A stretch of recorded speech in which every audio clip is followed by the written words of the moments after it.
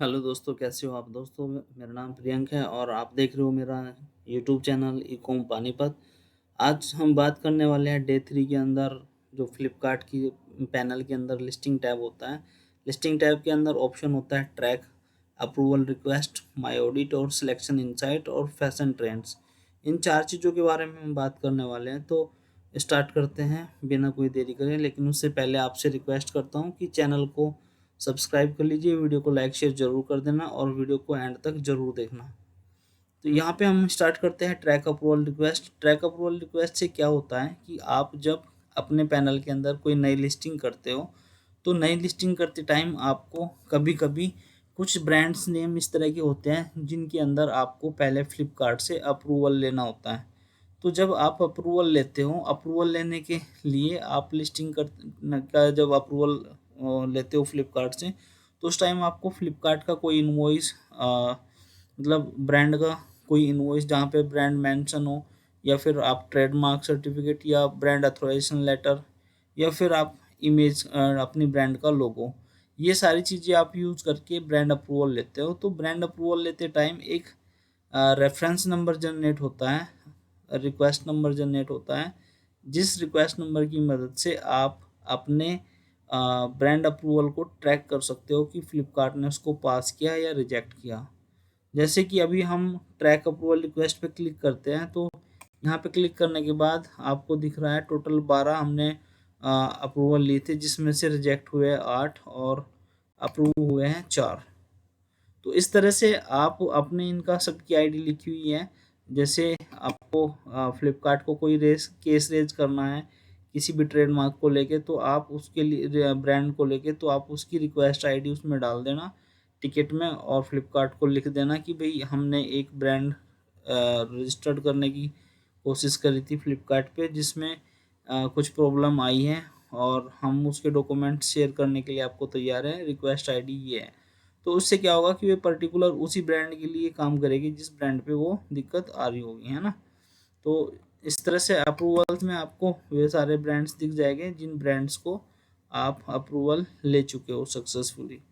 तो brand request के अंदर केवल इतना ही होता है, ट्रैक अप्रूवल्स के अंदर इसमें आप कोई भी जो भी आपके ब्रांड्स होते हैं उन ब्रांड्स को ट्रैक कर सकते हो।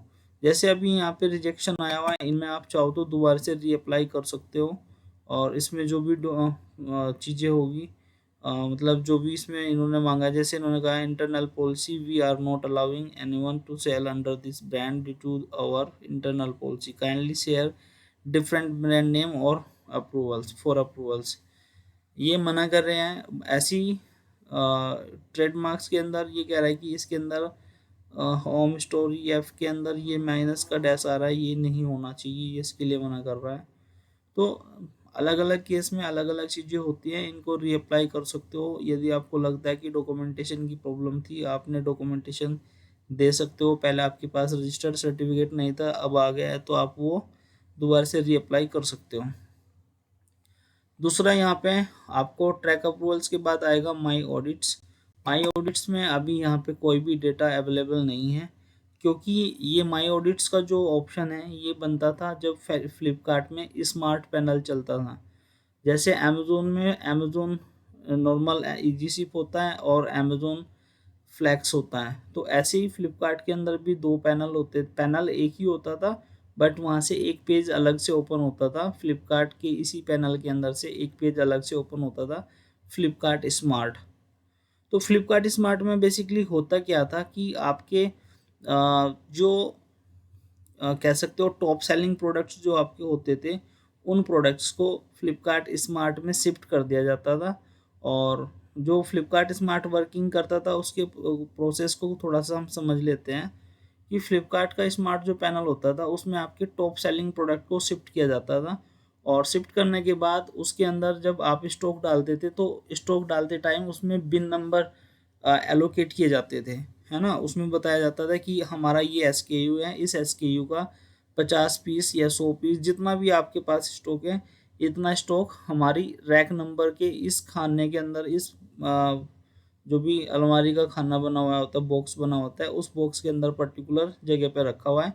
और आप उस अलमारी के उस खाने के ऊपर एक नंबर डाल देते थे, है ना, जिसको बेसिकली उसकी रैक नंबर बोला जाता था, बिन नंबर बोला जाता था।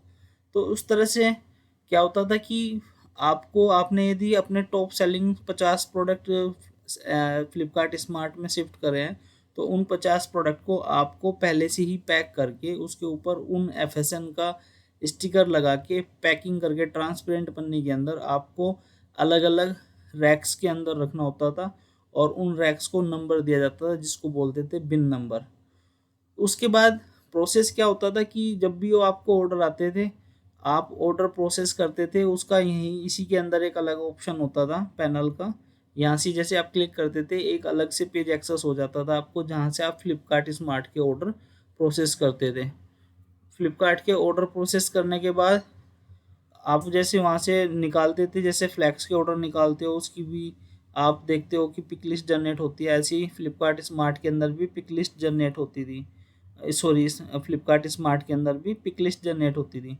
तो वो ऑर्डर प्रोसेस होने के बाद आपको सिंपली क्या करना होता था, अपने आइटम्स को SKU वाइज छांट लेना होता था, और जिस भी SKU का ऑर्डर है, जिस भी FSN का ऑर्डर है, आपको सिंपली उस रैक में से उतने ही पीस पहले से पैक करे हुए होते थे, उठाने होते थे और बस पैक करने होते थे।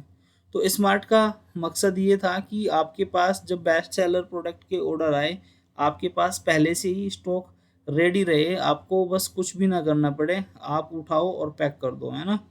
तो ये प्रोसेस होता था। अब इसमें ऑडिट्स का क्या मकसद है, जो मैं आपको समझाना चाह रहा हूँ। माई ऑडिट्स में क्या होता था कि फ्लिपकार्ट के एंड से टीम में से कुछ लोग आते थे आपके पास, साल में एक बार, दो बार, तीन बार।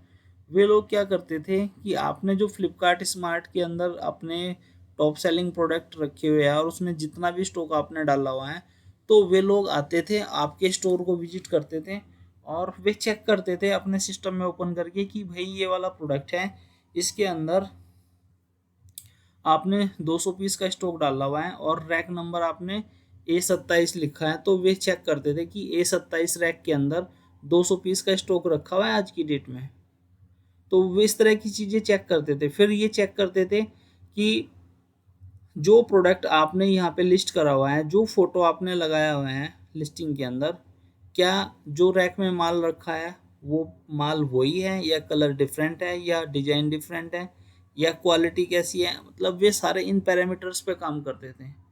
आपके पास जनरेटर है या नहीं है, आपके पास कितने स्क्वायर फीट जगह है, आपके पास पैकिंग टीम कितनी है, आपके पास मैन्युफैक्चरर हो आप या नहीं हो, आप कितना माल कहाँ से सोर्स करते हो, वो टोटल सारी हर एक चीज़ जिसकी वजह से इन्वेंट्री जुड़ी हुई होती थी और पैकिंग, वो हर एक एक पहलू को बहुत बारीकी से चेक करते थे और रिपोर्ट्स में मेंशन करते थे।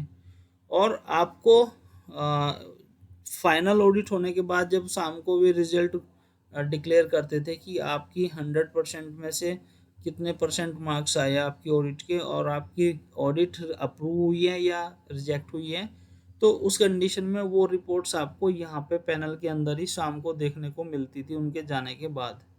तो यहाँ पे आपका ऑडिट नंबर, जो भी उन्होंने ऑडिट नंबर दिया होगा फ्लिपकार्ट की तरफ से, कौन सी कैटेगरी का ऑडिट हुआ है, शेड्यूल कब हुआ था, रिजल्ट क्या आया, क्या एक्शन लेना है।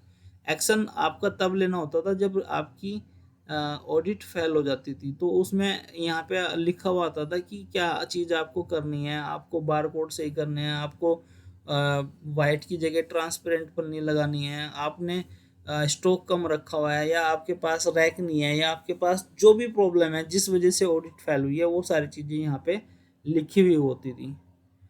हालांकि इसका अभी माई ऑडिट्स का कोई ऐसा खास यूज़ नहीं होता। ये फ्लिपकार्ट स्मार्ट पैनल जब यूज़ होता था तब इसको बहुत ज़्यादा यूज़ किया जाता था। ठीक है। तो फ्लिपकार्ट स्मार्ट में जो फ्लिपकार्ट के अंदर लिस्टिंग में पैनल में जो माई ऑडिट टैब है वो मैं आपको बता चुका हूँ, ट्रैक अप्रूवल बता चुका हूँ। साथ ही साथ यहाँ पे सिलेक्शन इनसाइट्स तो टॉपिक बड़ा हो जाएगा, वीडियो बड़ी हो जाएगी, इसलिए आज की इस वीडियो में हम इन दो ऑप्शन को ही रहने देते हैं, माई ऑडिट्स को और ट्रैक अप्रूवल रिक्वेस्ट को। ये बाकी के दो ऑप्शन जो बचे, सिलेक्शन इनसाइट और फैशन ट्रेंड, इनको हम अगली वीडियो में कवर करेंगे। तो वीडियो को एंड तक आपने देखा है तो आप कमेंट करके बताना कि मैंने आपको क्या क्या चीज़ इसके अंदर समझाई है, और वीडियो को लाइक करना, शेयर करना, चैनल को सब्सक्राइब करना।